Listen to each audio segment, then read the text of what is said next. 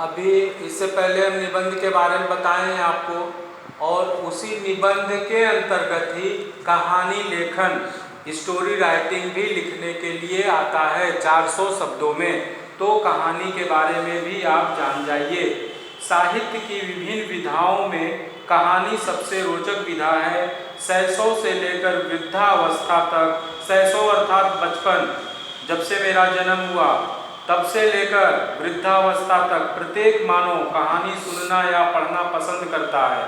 जहाँ भी लोग रहते हैं वहाँ पौराणिक, लोक जीवन, संस्कृति, व्यवहार और नीति आदि से संबंधित कहानियाँ फलती फूलती हैं। किस्से कहानियाँ परंपरा के रूप में फैलते हैं। पहले कथावाचक और घुमक्कड़ गायक प्रायः रामायण और महाभारत की कथाएं या पौराणिक कहानियाँ सुनाते थे।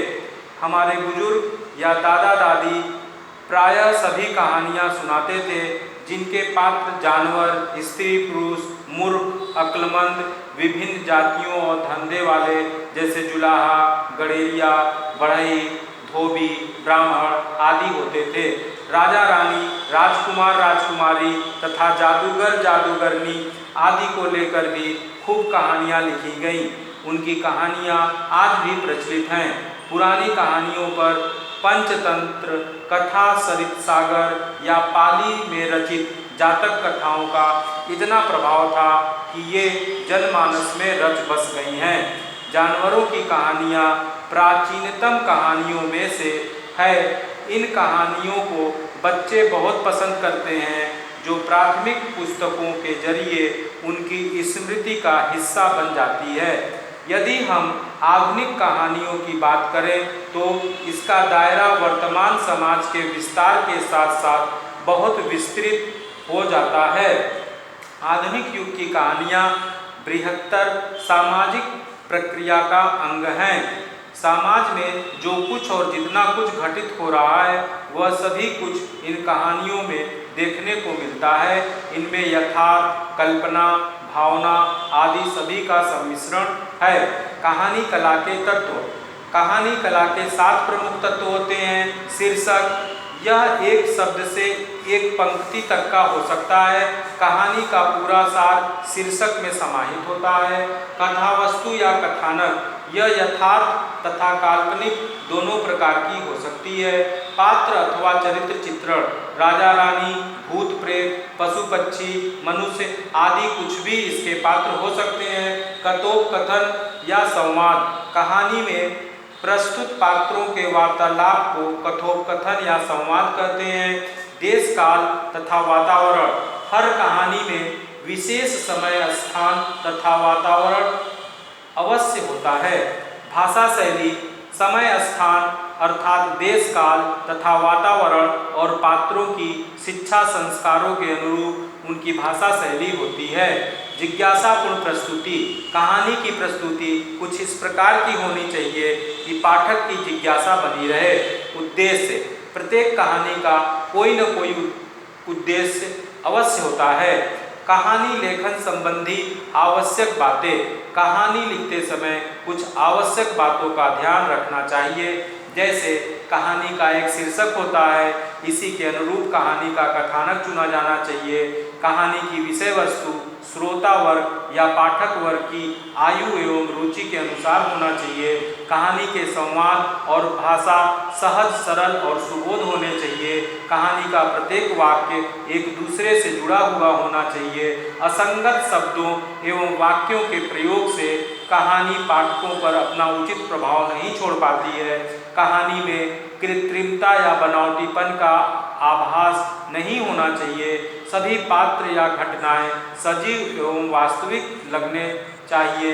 यदि कहानी काल्पनिक घटनाओं पर आधारित हैं तो भी उसके पात्र एवं घटनाएं सामाजिक व्यवहार से साम्य रखने वाली होनी चाहिए। किसी देश, किसी दिए गए विषय पर कहानी लिखते समय इस बात का ध्यान रखना चाहिए कि कहानी उसी विषय या मूल भाव के इर्द गिर्द घूमती रहे। कहानी का एक उद्देश्य अवश्य होना चाहिए। दी गई शब्द सीमा के भीतर ही कहानी लिखने का प्रयास करना चाहिए। आप लोगों की समय सीमा लिखने का शब्द 400 शब्दों में लिखना है। कहानी की प्रस्तुति रोचक एवं पाठक की जिज्ञासा को जगाने वाली होनी चाहिए। कहानियों का वर्गीकरण। कहानियों को मोटे तौर पर 3 वर्गों में बांटा जा सकता है। पहला घटना प्रधान कहानी, दूसरा भाव प्रधान कहानी, तीसरा चरित्र प्रधान या पात्र प्रधान कहानी। घटना प्रधान कहानी इस प्रकार की कहानी में घटनाओं की प्रधानता होती है, जिसमें एक के बाद एक इस प्रकार की घटनाएं घटती हैं कि पाठक या श्रोता मंत्रमुग्ध हो जाता है। जैसे मैं बाल बाल बच गया, या अस्पताल में बहुत भीड़ देखकर मन परेशान हो गया, या शुभ समाचार मेरे लिए अविश्वसनीय था, या दुर्घटना से देर भली इत्यादि। भाव प्रधान कहानी, इसमें भाव की प्रधानता होती है। पाठक कहानी पढ़ते पढ़ते भाव विभोर हो जाता है। भावनाओं का यह ज्वार व्यक्ति के मानसिक धरातल से टकराकर उसे कुछ सोचने के लिए उद्वेलित कर देता है, जैसे बरसाती हवाएं, उगता सूर्य, उपहार इत्यादि। तीसरा है चरित्र प्रधान या पात्र प्रधान कहानी। इसमें चरित्र या पात्र की प्रबलता होती है। कहानी के 1 या 2 चरित्र पूरी कहानी पर छा जाते हैं। पूरी कहानी उन्हीं चरित्रों या पात्रों के इर्द गिर्द घूमती है। हालांकि कोई कहानी घटना प्रधान, भाव प्रधान या चरित्र प्रधान है, इसका सही निर्धारण करना कई प्रकार अत्यंत कठिन होता है। फिर भी यहाँ हम अलग अलग प्रकार की कहानियों के उदाहरण प्रस्तुत किए हैं। अब चरित्र प्रधान कहानी जैसे, बस संयुक्त परिवार का यही लाभ होता है। एक दिन मेरा पड़ोसी डैश डैश डैश, नैतिक पतन से देश का पतन होता है इत्यादि। नेक्स्ट है अनसीन पैसेज, जिसको हिंदी में अपठित गद्यांश कहते हैं। अपठित माने बिना पढ़ा हुआ। कहानी के रूप में 20-25 लाइन की एक कहानी आपको दे देगा, जिससे 5 क्वेश्चन पूछेगा। एक क्वेश्चन 4 नंबर का होगा। तो इसको करते समय, इस प्रश्न को हल करते समय इस बात का ध्यान रखना चाहिए कि पूरी कहानी को अच्छे ढंग से पढ़कर दिए गए प्रश्नों को अपने शब्दों में लिखें। और चूंकि ये प्रश्न 4 नंबर का एक है, तो कम से कम 5-6 लाइनों में इन प्रश्नों का उत्तर दें। अपठित का अर्थ है वह गद्यांश या संदर्भ जिसे पहले न पढ़ा हो। सामान्यतः परीक्षाओं में ऐसे गद्यांश दिए जाते हैं जिनका निर्धारण पाठ्य पुस्तकों से संबंध नहीं होता है। इनसे छात्र छात्राओं के बौद्धिक स्तर, भाषिक ज्ञान और विषय वस्तु को समझने की क्षमता की परख होती है।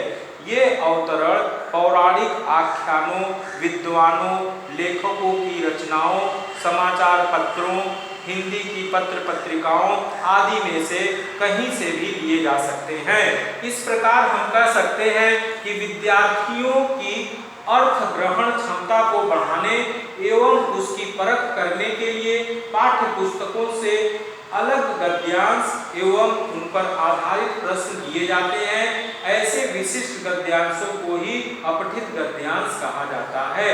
अपठित गद्यांश के मूल भाव को समझने में परीक्षार्थियों को अपनी सामान्य बुद्धि से काम लेना पड़ता है। अतः सतर्कता, सावधानी और धैर्य पूर्वक अपठित गद्यांश को पढ़ने से सारे प्रश्नों के उत्तर आसानी से मिल जाते हैं, क्योंकि सभी प्रश्नों के उत्तर उसी गद्यांश में समाहित होते हैं। अपठित गद्यांश के प्रश्नों के उत्तर लिखते समय निम्नलिखित बातों का ध्यान देना चाहिए।